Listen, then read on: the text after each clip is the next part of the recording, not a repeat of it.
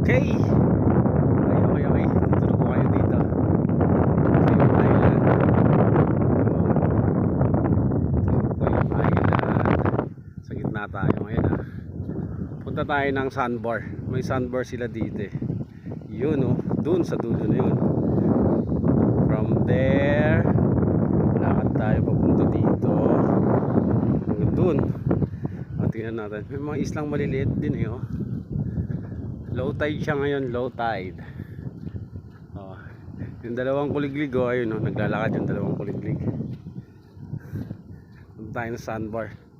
Low tide siya ngayon, kaya makapunta tayo doon sa dulo.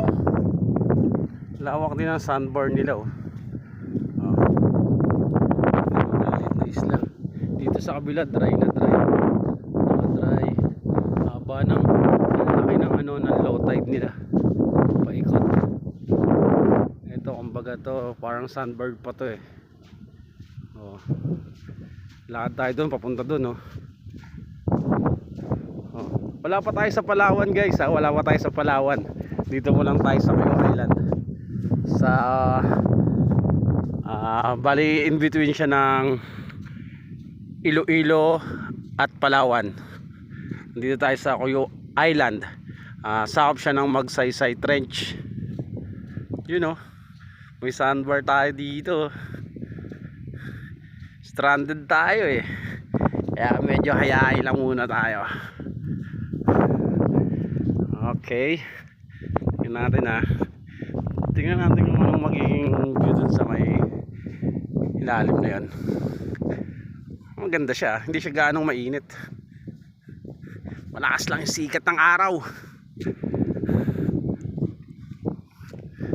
Yun oh. Ito oh. Oh, di ba? Ay, dali na, yari. Oh, di ba? Oh, yun. Hindi siya masyadong develop pero panalong panalo. Oops, may footprints on the sand pa tayo doon. Kita nyo yun? Yun oh. Oh, malapit na tayo sa dulo. Ganda oh. Lang medyo may katirikan yung araw kasi 1 PM na dito, 1 PM. Talagang babaran to. You know. Okay. Oh. Diba? Oh, yan, diba? Yun oh, lulubog yung dalawang kuliglig dun oh. Malinaw yung tubig guys. Malinaw yung tubig, malinaw. Oh, di ba? Yun oh. Ewan ko lang kung may pating dito. Sabi daw may pating daw eh.